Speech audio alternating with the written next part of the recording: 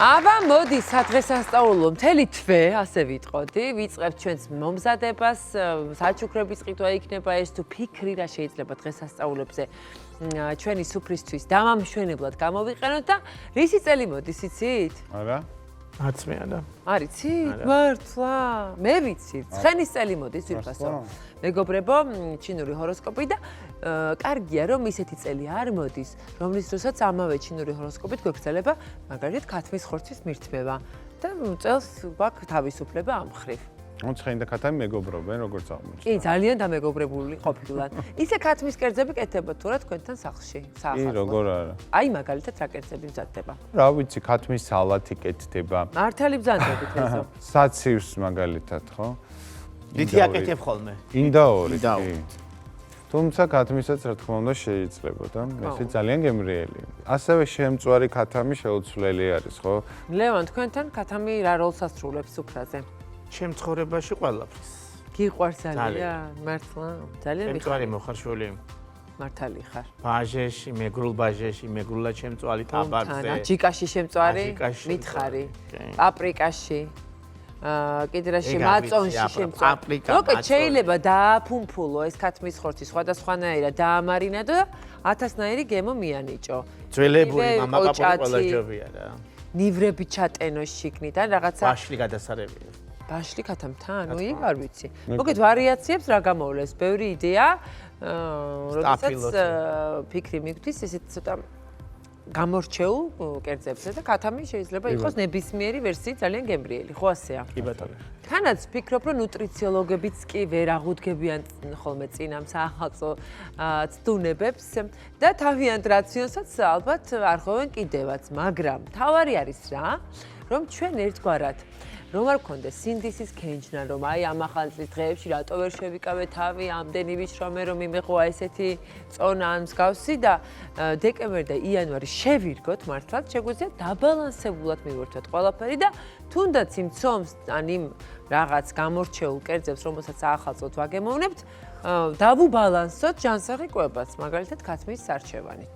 მაგას რა ჯობია? ნამდვილად ასეა, ქათმის ხორცით სავსებით შესაძლებელია კვების დაბალანსება, როდესაც გვიწევს მაღალ კალორიული საკვების მიღება. მართალია, გოზინარი ხო უნდა შეჭამო რა თქმა უნდა. ხო და აქეთ რო შეჭამ მაგალითად ქათმის ნებისმიერ ვერსიას, გამოგივა ბალანსიც.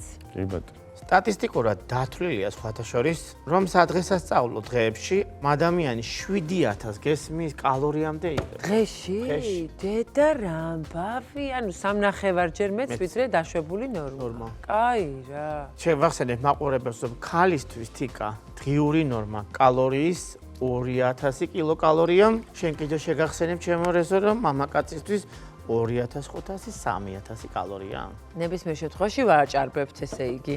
ქათამი გეტყვით რომ და მოგეხსენებათ რომ არის ძალიან გემრიელი და ამავე დროულად ძალიან ჯანსაღი პროდუქტი, რომელიც გამოირჩევა საახალწლო სუფრაზე იმით, რომ ბევრი კერძისგან განსხვავებით ის არ არის მძიმე და მაღალ კალორიული. ამიტომ თუ გინდათ გემრიელთან ერთად თქვენი კერძი იყოს დაბალ კალორიული, ქათმის ხორცი ნამდვილად დაგეხმარება თამაში. დავიხმარებ ძალას, გავძლიერდეთ და მოდი თქვენც გაგიჟღერებთ იმ იდეებს, რაც შეიძლება ქათამს გადააყაროთ თავს, რადგანაც ეს ახალი იდეები ახლებურად მოგანდომებთ ქათმის მომზადებას.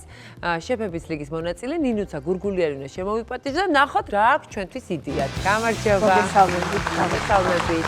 ძალიან გვიხარია, რამდენად ხშირად ვიყენებ ქათამს შენ როგორც ესეთ შენ წამყვან პროდუქტს. იქიდან გამომდინარე, რომ ქათამი არის შედარებით ნეიტრალური გემოს მქონე პროდუქტი, საკმაოდ აქტიურად ვიყენებთ კულინარიაში.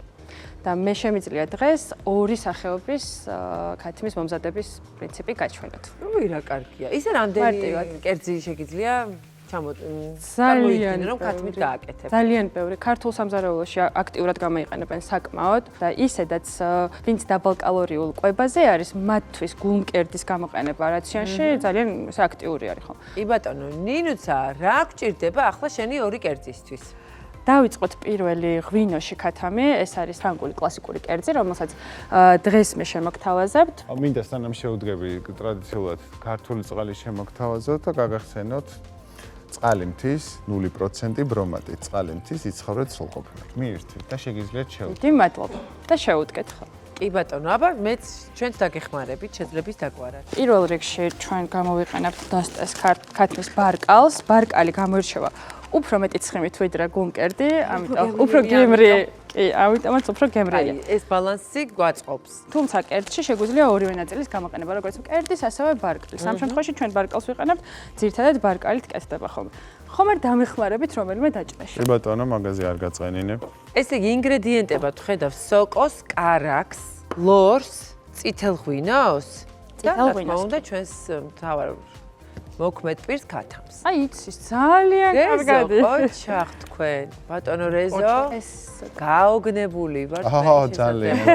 ან მთელი ერთი ქათამი ჩაი. არ გვინდა. შეგვიძლია ხო შებული. თუმცა რადგან საახალწლო სუფრაზე ვსაუბრობთ და საახალწლო სუფრაზე ალბათ სტუმრებიც გვეყოლება, ჯობია რომ ერთი თლიანი ქათამი 10 ნაწილად დავანაწევროთ. იჭრება. დამარინადება დავიწყოთ. პირველ რიგში მოვათავსებთ ქათმის ნაწილებს, რომელსაც ვეცდებით რომ კანი არ მოვაცალოთ და კარგად შეუნარჩუნოთ, იმიტომ რომ შემდეგ ამ კანის მომზადებაც დაგვჭირდება. ამასთან ერთად დავამატებთ ხავსს. ძირითად შემთხვევაში ხავსს იყენებენ ხოლმე მარგალიტს, პატარა ხახვებს, ალბათ გეცოდინებთ პატარა მარგალიტი. ნებს, ხო. ხო, ამას იყენებენ მარინადში იმისთვის, რომ ეს გემო კარგად გაუშვას. ამ შემთხვევაში ჩვენ ნახევარ ხავსს გამოვიყენებთ და ესეც საკმაოდ კარგი იქნება. აქვე დაგვჭირდება დაფნის ფოთოლი და თაიმით. როზმარინსა და პიტნის გემოს შორის არის ეს გემო და ამიტომ აი გვჭირდება. გვაქვს თაიმიც აგერ. არა, ეგ დაფნა. ღვინო უნდა დავასხათ იმდენი, რომ დაიფაროს ჩვენი ქათამი. თიკა, შენ დამეხმარები რა თქმა უნდა. დაჭრაში? როგორ დაგიჭრათ სასტაფილო მითხარი, რა ფორმით ნებავთ? ორ ნაწილად უნდა გავყოთ. ანუ გლად გვინდა დატოვება სტაფილოსი? და მერე წვრილად. წვრილად არა, ნუ კუბიკებად ისე რომ პირში როცა მოგხვდება სასიამოვნო იყოს საჭმელად. ესე იგი წითელი ღვინო, ქათმის ხორცი აჰა, ერთი სტაფილოს დაიჭრა. და კალებად დაჭრილი სტაფილო, ხო? მადლობა, კი, კალებად დაჭრილი სტაფილო. რამდენ ხანს შემთხვევაში. ამარინადებთ? ყველაზე კარგ შემთხვევაში ერთი ღამე უნდა გაჩერდეს, მაგრამ არის ხანდახან რომ არ გვაქვს ამის დრო, შეგვიძლია იმავე დღეს 1 საათით მაინც დავაყოვნოთ. მეორე კერძი, რომელიც არის იდენტური მომზადების პრინციპით კეთდება, იქ არის უბრალოდ განსხვავება ნაღები. ამ შემთხვევაში ჩვენ ღვინოს ვიყენებთ, იმ შემთხვევაში ნაღებს და ორივე პირის გემოსთვის დამაკმაყოფილებელი იქნება. ყველას არ უყვარს ესე მძაფრი ღვინის გემო კერძში და ამიტომ აი მეორე კერძსაც ესე შემიგთავაზებთ. ახლა გავაგრძელოთ ეს ჩვენი ქათამი ღვინოში. პირველი რასაც ვაკეთებთ, გახურებულ ტაფაზე ცოტა კარაქთან ერთად შუშავთ ბეკონს. ვირტუალურად ვაკეთებთ ამ ყველაფერს, რადგან ჩვენ არა ვართ კულინარიული გადაცემა და არ გვაქვს ამ შემთხვევაში გასქურა. კი ბატონო, იყოს ესე. მოვშუშეთ ამ ნაღებში კი და კარაქში ჩვენი ბეკონი. ამის შემდეგ რას ვაკეთებთ? ამის შემდეგ ვანთავისუფლებთ ჩვენს ჭურჭელს. აფას? ჭურჭელს. ცხიმი არ გვჭირდება თუ გვინდა იმ ის ცხიმს ცხიმი? ოდნავ ამოვიღებთ, აი ოდნავ ზედაპირს მოვხსნით, რადგან კარგად გაუშვებს ეს ცხიმს. ამ ცხიმს შევინახავთ. უკვე ამოღებულ ქათმის ბარკალს ან ნაწილს შევწავთ კანით ქვევით, ანუ კანს დაუბრაწავთ, ისიც დატოვებს იქ თავის ნაწილაკებს, ეს ნაწილაკებიც უნდა შევინარჩუნოთ, ანუ ყველა ეტაპს ვამზადებთ ერთ და იგივე ტაფაში, კი, გაურეცხავ მდგომარეობაში, იმისთვის, რომ საბოლოო ჯამში გემო შეიკრას, აი ბოლოში ერთიანად კარგი მძაფრი გემო მივიღოთ. აქ ვაგრძელებთ ქათმის შეწვას, შემდეგ ვიწყებთ სოკოს მოშუშვას, ისევ აი ამ გასარეთს ჩვენს გასარეთს ტაფაში. ქათამიც ამოვაბრძანე, ხო შემწვარი ქათმების? კი, ქათამი ამობრძანებული გვაქვს ერთი პირი შემწვარი გვაქვს, კი. და ცალკე წავედით, ახლა სოკოც მოვბრაწეთ. ცალკე სოკო გავაკეთეთ და მე ვიწყებთ ამ ყველაფრის გაერთიანებას ერთ კერძად. ისევ ტაფაში? ისევ ტაფაში, ისევ ამ ჩვენ გაურეცხავ ტაფაში. რითი იწყებ ნინოცა პირველი ფენა რა იქნება? დავიწყოთ სოკოთი. სოკო რაც გვაქვს, სოკო. სოკო რადგან გვაქვს, სოკოს ვაკეთებთ. შემდეგ ვაყრით ბეკონს. ოკეი, მეორე სართული. მოდიოთ ხო ეს?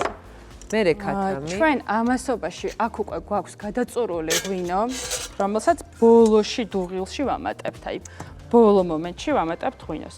მანამდე მოვათავსებთ ჩვენს ქათამს, თავის დაფნის ფოთლებთან, სტაფილოსთან, ხახვთან ერთად.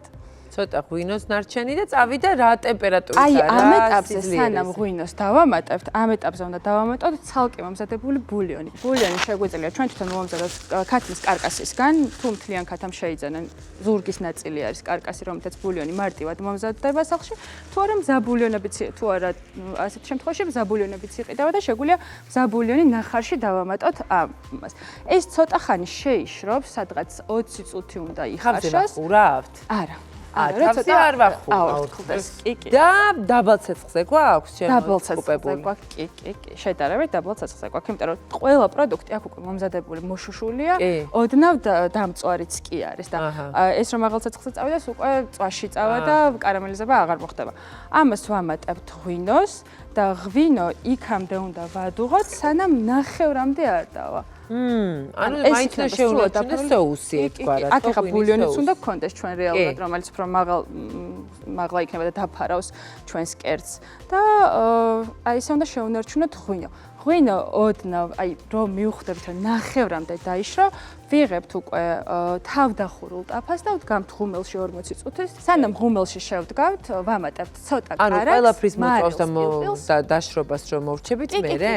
დაშრობის პროცესში კარგი იქნება თუ ექნება უკვე რომ გაუჯდეს ის გემოები და ღუმელში უკვე საბოლოოდ სრულდება კერძი და იქ ხდება აი ამ გემოების გარყვა. ღუმელში რამდენი ხნით 40 წუთით. 40 წუთით ღუმელში და ამ კერძია? ანუ ამოწმოთ თუ კი ქათამს ეყოფა მანამდე ხო ყველას ინდივიდუალური ღუმელი აქვს ღუმელს ესე წინასწარ ვერ გავთვრეთ, თუმცა 40 წუთი არის საშუალო დრო რომელიც ამას ღუმელში სჭირდება რომ დასრულდეს.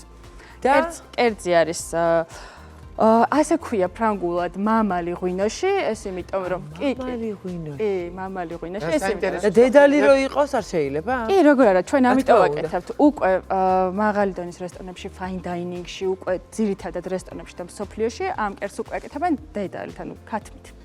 ხო, იმიტომ რომ მამალი ძალიან თავარებელი არ იყოს, ხო ქათამი? ცოტა ძლიერი ხორცი აქვს ამ მამალს და არ არის ასიამოვნო საღეჭა და ამიტომ გადმოვიდა ღვინოში ქათამი. და უგემრიელესია, აი თქვენ თუ მოსინჯავთ სახლში, მიხვდებით რომ ის ღვინო, რომელიც მთელი ღამე მარინადში ამ ქათამთან ერთად არის, მომანდომე თუ არ ბილებს, კი, ძალიან გემრიელია. ძალიან ცუდია რომ აქ ვერ ვამზადებთ ვერაფერს. ხო, მეც მის ჩვენს მოგვეწონებოდა ნახოთ რომ მართლა გაგვეგო რა არომატებს გაუშვებს. ნინო, შენ თქვი რომ იგივე შეიძლება ნაღებითო, ხო? დიახ, კი. თუ ეს სხვა კერძია უკვე. ეს სხვა კერძია. ეს სხვა კერძია, თუმცა ამ შემთხვევაში ჩვენ გამოვიყენეთ ღვინოთ, ანუ ესეთი ცოტა მძიმე, წითელი, უფრო შავი ღვინო გამოვიყენეთ, რომელსაც ალბათ ძირითადად მე პირადად არ მივირთმევ ხშირად ამ კერძს. მივირთმევ ეს სადღესასწაულო სუფრებზე. ამიტომაც მოვიტანე დღეს, რომ ეს განსაკუთრებული კერძია. ის შეგიძლიათ უკვე ყოველდღიურ რაციონშიც ჩაისვათ ძალიან მარტივად.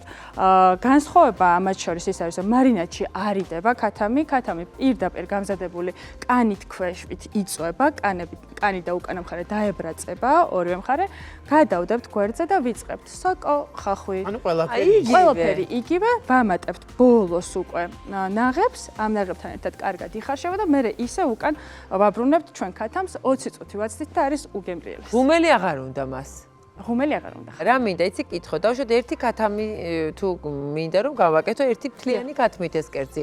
რა რაოდენობის რა შეიძლება დამჭირდეს, რომ ეს არავრიო გემოები რო არ დავაკლო, ასე ვთქვათ. ნახევარი კილო სოკო, 2-3 ცალი სტაფილო, ნახევარი ბეკონი რამდენი? ბეკონი ალბათ 200-300 გრამი მეტი არა, პროცხიმიანია ძალიან. ხახვი შეგვიძლია ის მარგალიტებს თუ შეიძენთ ნახევარი კილოგრამი, მაინც შეიძინეთ რომ გემრიელად მოამზადოთ, ის ცალკე როგორც ბოსტნეული იჭმევა და საკმაოდ გემრიელი, ჩვენთან ესე არ არის სამზარეულოში მიღებული.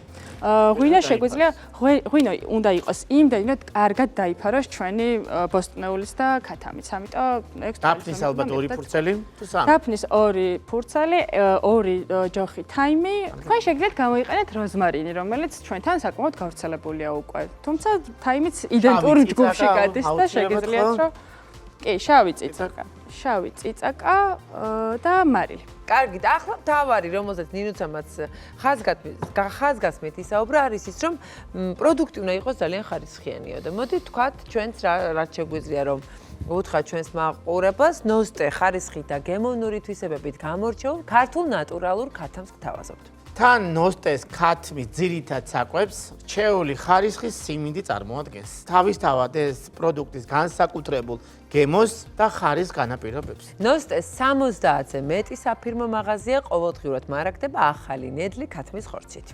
ნოსტეს პროდუქტების შეძენა შესაძლებელია ასევე ნოსტეს პარტნიორ ქსელურ სუპერმარკეტებში, კარფურში, ფრესკოში და გუდვილში. რა თქმა უნდა, ნოსტეს კიდევ უფრო მარტივად და სწრაფად მიიღებთ გლოვოს ვოლტის სწრაფი მიტანის სერვისით. მოკლედ ჯანსაღი და გემრიელი კერძის მოსამზადებლად მთავარია ქათამი იყოს ნოსტე. და მთავარია კონდეთ ასეთი საინტერესო კერძი საახალწლო სადღესასწაულო სუფრაზე. ნინუცას მადლობას ვუხდით ამ იდეებისთვის. მადლობა. იდეები ძალიან მნიშვნელოვანია, იმიტომ რომ მართლაც ერთი და იგივე გვაქვს პრინციპში უმეტესობას საახალწლო სუფრაზე, ესე ვთქვი, სადაც არ მივაქცევ სტუმრად, იქაც იგივეა. ამიტომ ძალიან მნიშვნელოვანია რომ შენ სტუმარს თუ შენს ოჯახის წევრებს ცოტა გამორჩეული ხერხით გამომასპინძლები დაბალანსებულად, ჯანსაღად და თან ცოტა განსხვავებულად. მადლობა, ამიტომ ნინუცას ძალიან დიდი მადლობა. მადლობა ნინცა.